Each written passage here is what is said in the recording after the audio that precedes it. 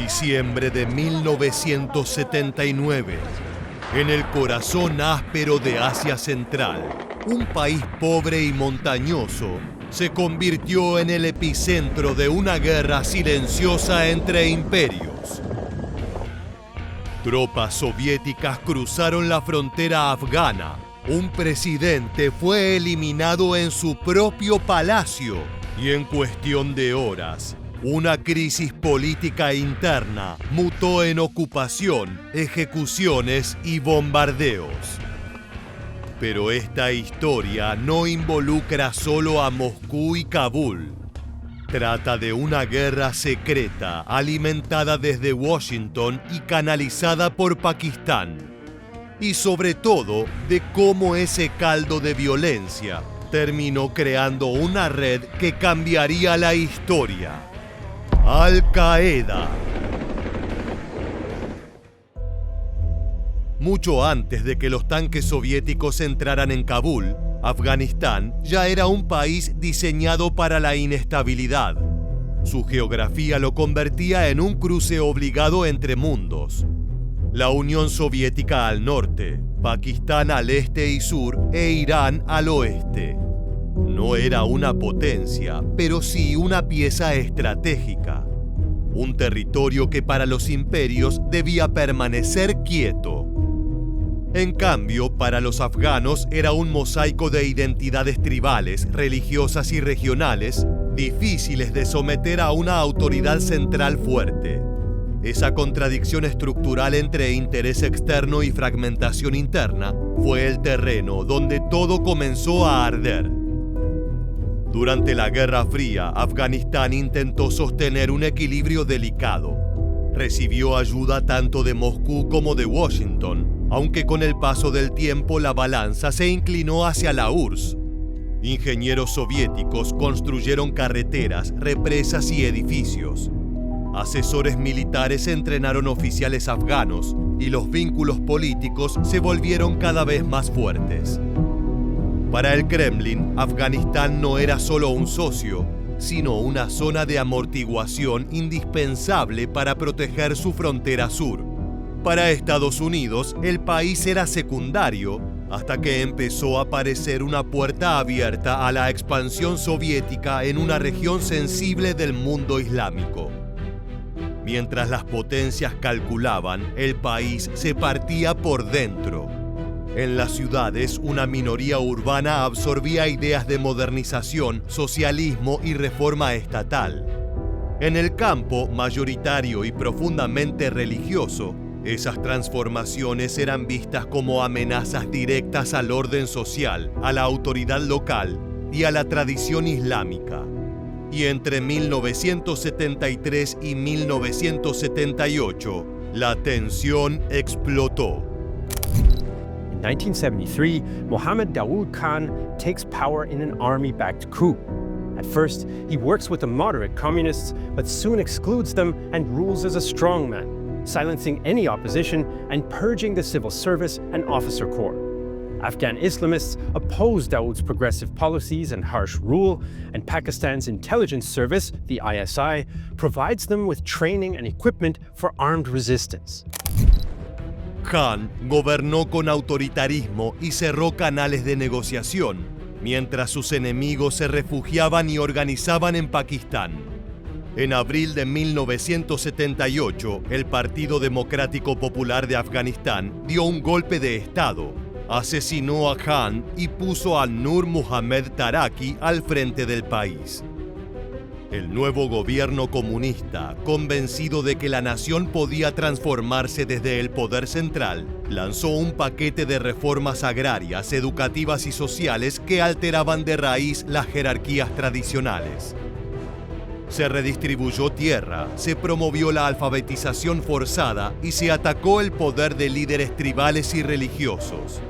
En el papel era un proyecto modernizador. En la práctica fue percibido como una agresión directa a la vida cotidiana, a la fe y al equilibrio local que había sostenido a las comunidades durante generaciones. La reacción fue inmediata. Aldeas enteras rechazaron las reformas Líderes religiosos llamaron a resistir y antiguos conflictos locales se mezclaron con una nueva dimensión ideológica.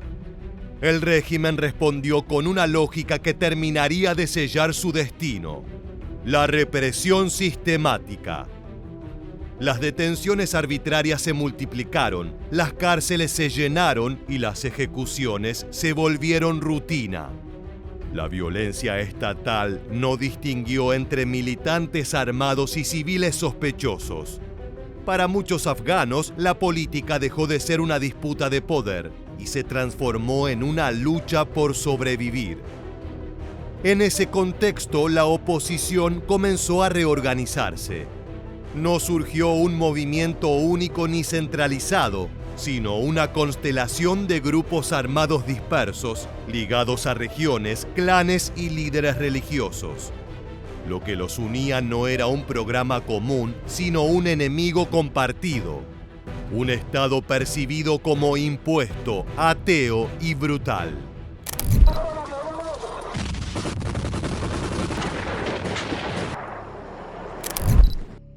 La resistencia empezó a definirse en términos religiosos. La palabra yihad dejó de ser un concepto abstracto y pasó a representar la defensa del Islam, del honor y de la comunidad frente a un poder que ya no reconocía límites. El levantamiento de Herat en marzo de 1979 fue la señal definitiva de que el país se estaba desintegrando. Soldados se rebelaron, funcionarios fueron asesinados y el control estatal colapsó durante días.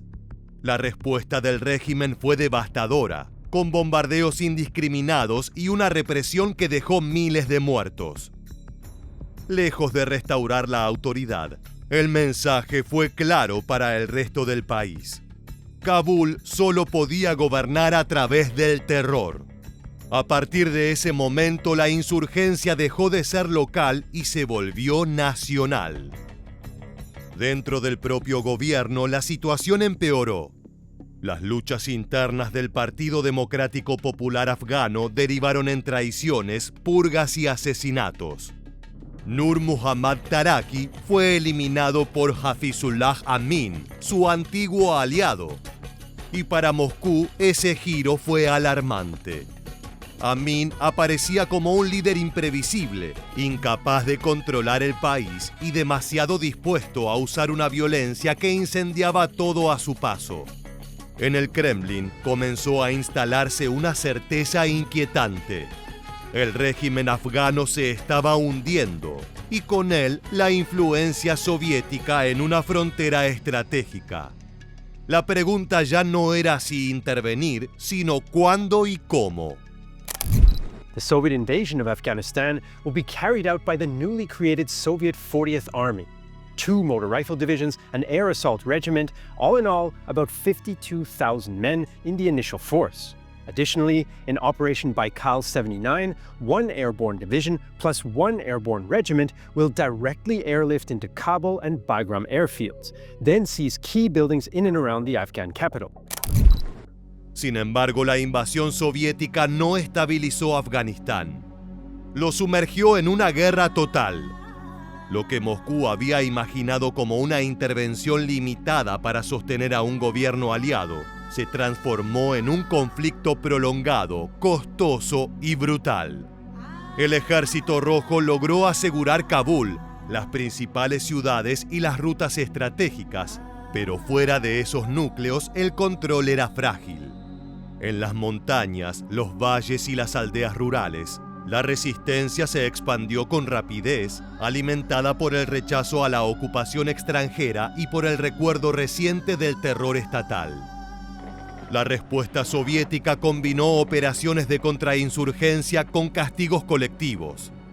Bombardeos aéreos, uso masivo de artillería y redadas sistemáticas marcaron la vida cotidiana de millones de afganos.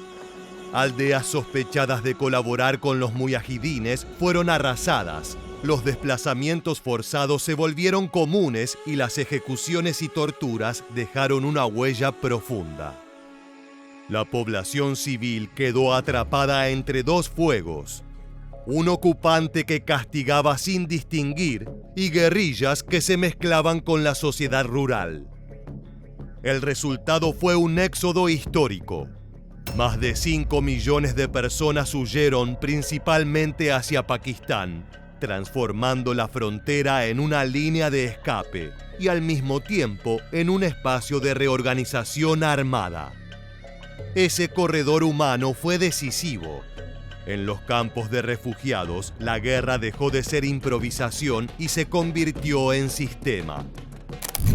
La CIA y la inteligencia pakistaní, conocida con el acrónimo de ISI, tenían un enorme programa secreto de armamento, ascendía a unos $200 millones para ayudar a los mujahidines a derrotar al régimen comunista. Pakistán pasó a coordinar el entrenamiento, la selección de facciones y la distribución de recursos. Afganistán ya no era solo un campo de batalla local. Se había integrado a una red regional de guerra. Las guerrillas se profesionalizaron, aprendieron logística, disciplina y coordinación. La resistencia comenzó a adquirir forma permanente. Con la presencia de tropas soviéticas, la narrativa del conflicto cambió de escala. La lucha ya no era solo contra un régimen impopular, sino contra un invasor extranjero identificado como ateo. La guerra se reinterpretó como yihad. Predicadores, clérigos y redes islámicas internacionales promovieron el reclutamiento de voluntarios de todo el mundo musulmán. Llegaron egipcios, saudíes, yemeníes y norteafricanos. Afganistán se convirtió en escuela de guerra. Allí se aprendía a combatir, a moverse en la clandestinidad, a financiar operaciones y a resistir a una superpotencia. Estados Unidos, que dilucidó su oportunidad, oficializó la Operación Ciclón, la cual canalizó miles de millones de dólares en asistencia, siempre a través de Pakistán, evitando un involucramiento directo. The first thing we did was we bought a huge number of Enfield 303 rifles from the British. And within a couple of months of the invasion, we had delivered these into Pakistan. And at that time, it was the preferred weapon of an Afghan. And so that began it. And it began with $10 million here, and then Congress started getting involved, and then another $20 million there. And it grew over the years. Arabia Saudita igualó gran parte de ese financiamiento y aportó respaldo ideológico a ciertos sectores. El flujo de recursos no fue neutro. Fortaleció a las facciones mejor conectadas y en muchos casos a las más radicales. Sin proponérselo, la Guerra Fría estaba creando un ecosistema armado transnacional, donde la experiencia militar, el fanatismo y la victoria simbólica empezaban a fusionarse. En 1986, la guerra entró en una nueva fase. La llegada de los misiles antiaéreos Stinger cambió el equilibrio en el campo de batalla y sobre todo en la psicología del conflicto. Los helicópteros y aviones soviéticos, hasta entonces símbolos del dominio absoluto, comenzaron a caer del cielo. Cada derribo no solo tenía valor militar, sino que alimentaba la idea de que la Unión Soviética podía ser derrotada. El costo de la guerra se volvió cada vez más visible para Moscú. El desgaste humano, económico y político del conflicto se combinó con los problemas estructurales del sistema soviético. Con la llegada de Mikhail Gorbachev, Afganistán empezó a ser visto como una herida sangrante, una guerra sin salida que drenaba recursos y legitimidad. La prioridad pasó a ser reducir daños y encontrar una salida negociada. Del lado insurgente, la lectura fue opuesta. La perseverancia había funcionado. La yihad sostenida en el tiempo podía doblegar incluso a una superpotencia. Los acuerdos firmados en 1988 abrieron el camino a la retirada. En febrero de 1989, las últimas tropas soviéticas cruzaron el puente de la amistad y abandonaron Afganistán. La imagen fue poderosa. Un imperio retrocedió. Pero el país que quedaba atrás no era libre ni estable. Estaba fragmentado, saturado de armas y dominado por facciones que nunca habían construido un proyecto común de Estado. Pero con los rusos fuera del conflicto, Afganistán se volvió terreno fértil para el caos. En el 89, luego de que los soviéticos salieron de Afganistán, tuvimos un momento crítico que moldeó el movimiento radical islámico extremista que tenemos hoy. Empezaba a haber rebeliones en todo el bloque este. Incluso el muro de Berlín cayó. Para Estados Unidos, el objetivo estratégico estaba cumplido. La URSS había pagado un precio altísimo. En cambio, para los combatientes, la conclusión fue otra. Habían derrotado a un imperio mediante la Guerra Santa. Pero ese triunfo simbólico tuvo consecuencias profundas. Los miles de voluntarios árabes que habían llegado a Afganistán no regresaron a sus países como simples veteranos. Volvieron con una identidad forjada en la guerra, con redes internacionales, experiencia militar y una narrativa de invencibilidad. Tenías a muchas facciones diferentes entre los mujahidines y ahora no tenían una causa en común y no tenían un sentido de dirección y hacia dónde iban. Y empezaron a pelear entre ellos. La anarquía que siguió a la partida de Rusia tendría consecuencias profundas. Algunos de los mujahidines mejor armados, incluyendo aquellos que viajaron a Afganistán para enlistarse en la batalla, decidieron unirse a un nuevo grupo radical, llamado Al-Qaeda. Allí, la figura de Osama Bin Laden empezó a crecer. Proveniente de una familia rica saudí, había financiado campos de entrenamiento, rutas de abastecimiento y estructuras de apoyo durante el conflicto. Ahora su entorno comenzó a pensar más allá de Afganistán. Al-Qaeda no nació como un ejército convencional ni como un estado insurgente, sino como una base. Una estructura destinada a preservar contactos, recursos y combatientes para futuras luchas. Su lógica era transnacional. La invasión soviética había ofrecido el escenario y la Guerra Fría los recursos.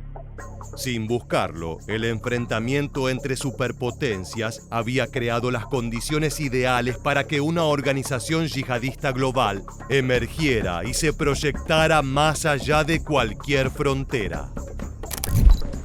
El mundo como lo conocía cambió cuando inició el 89. Habíamos apoyado a los mujahidines junto con nuestra aliada Arabia Saudita al grado de suministrarles misiles tierra-aire, algunos de los cuales usaron para atacarnos más tarde. La invasión soviética de 1979 buscó asegurar influencia y evitar el derrumbe de un aliado en una frontera estratégica, pero terminó abriendo una década de violencia que desbordó cualquier cálculo inicial. Afganistán fue escenario de ejecuciones, bombardeos, represión sistemática y uno de los mayores éxodos de refugiados del siglo. La respuesta occidental, diseñada para ganar una partida clave de la Guerra Fría, convirtió ese conflicto en un laboratorio de guerra encubierta, financiamiento clandestino y entrenamiento armado. Allí miles de combatientes aprendieron que una superpotencia podía ser desgastada y obligada a retirarse. Cuando la URSS abandonó Afganistán en 1989, la guerra no terminó, se transformó. En un país devastado, saturado de armas y sin control efectivo, Al-Qaeda encontró el terreno perfecto para consolidarse como organización y como idea. Así llegamos al final. Si te gustó este video, te esperamos en nuestra próxima entrega para seguir descubriendo la historia militar.